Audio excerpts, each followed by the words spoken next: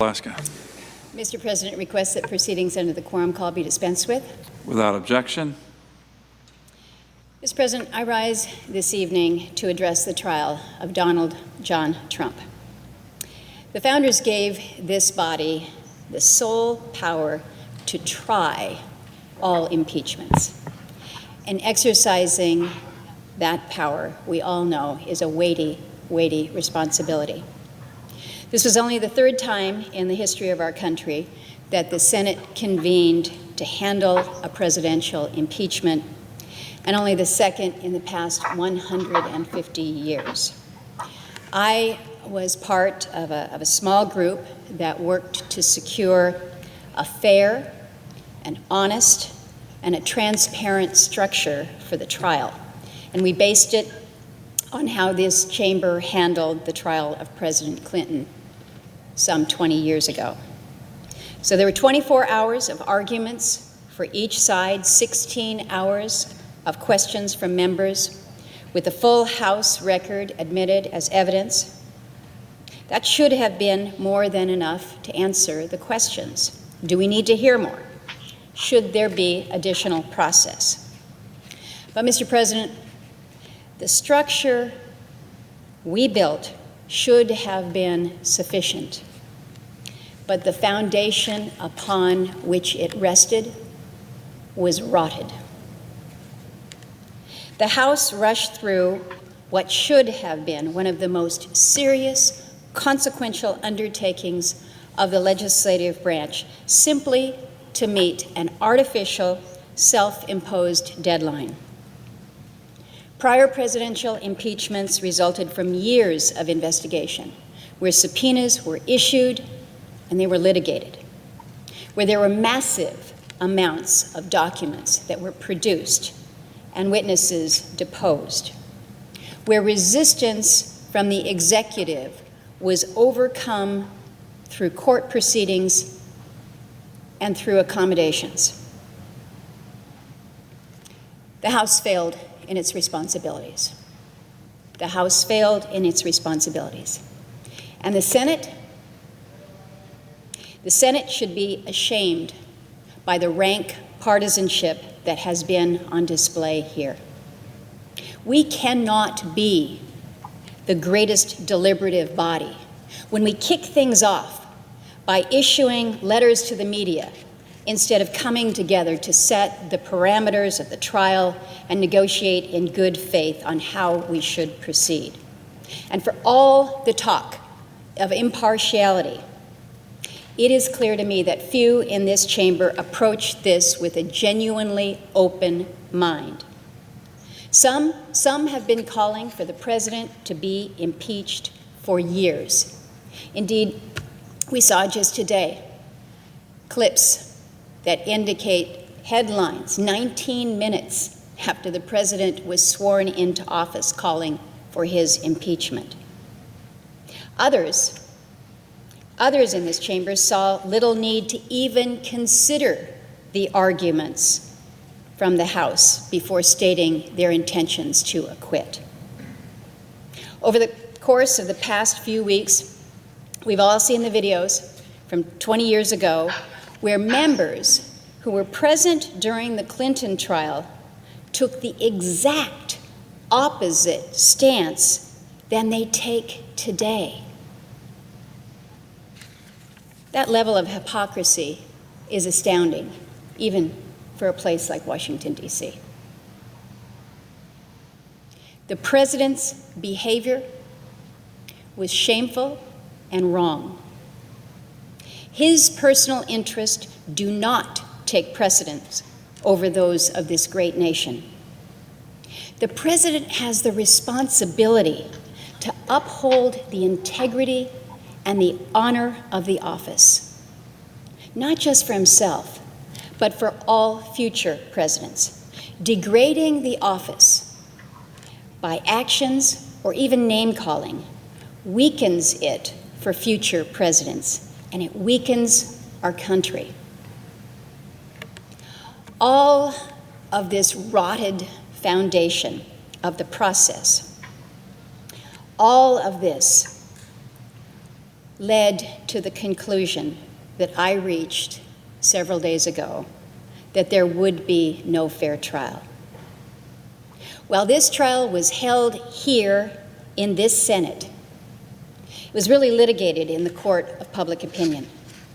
For half the country, they'd already decided there had been far too much process. They considered the entire impeachment inquiry to be baseless, and they thought that the Senate should have just dismissed the case as soon as it reached us. And then for the other half, no matter how many witnesses were summoned or deposed, no matter how many documents were produced, the only way the trial could have been considered fair was if it resulted in the president's removal from office.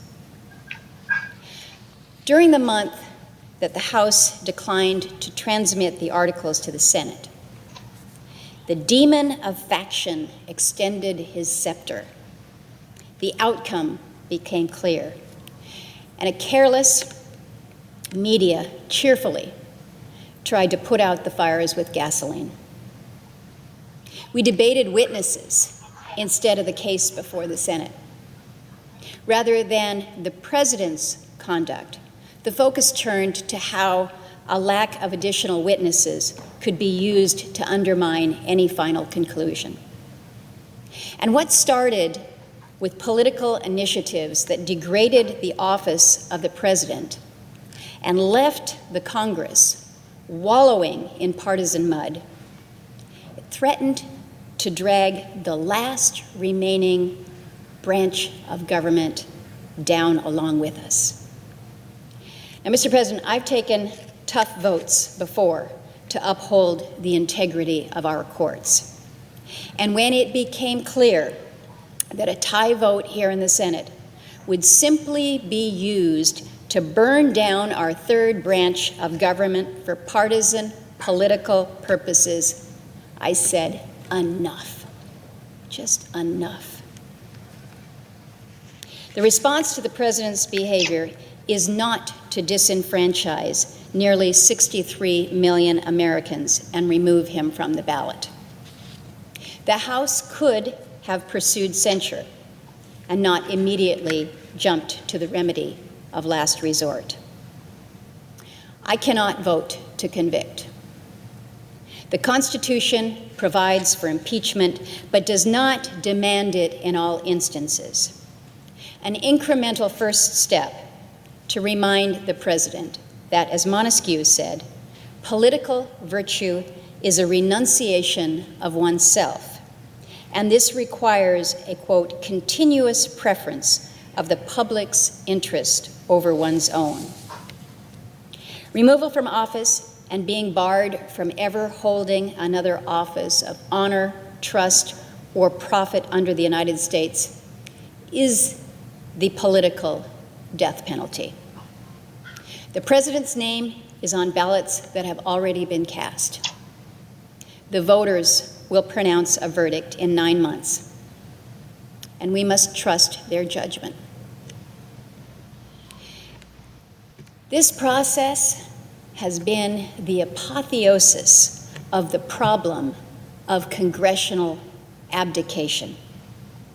Through the refusal to exercise war powers or relinquishing the power of the purse, selective oversight, and an unwillingness to check emergency declarations designed to skirt Congress, we have failed. We have failed time and again.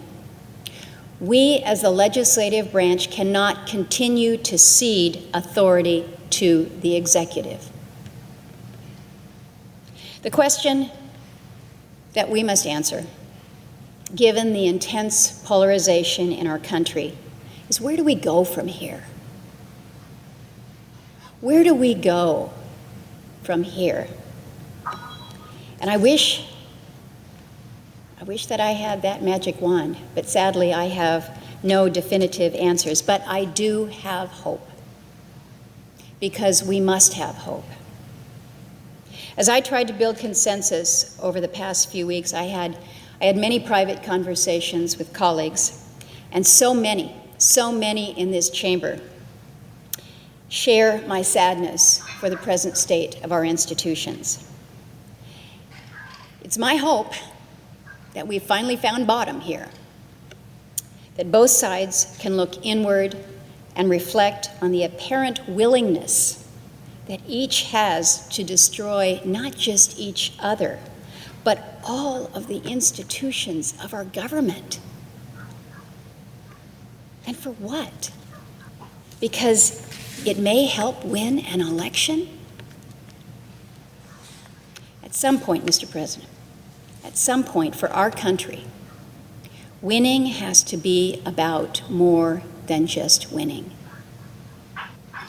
or we will all lose. With that, Mr. President, I thank you.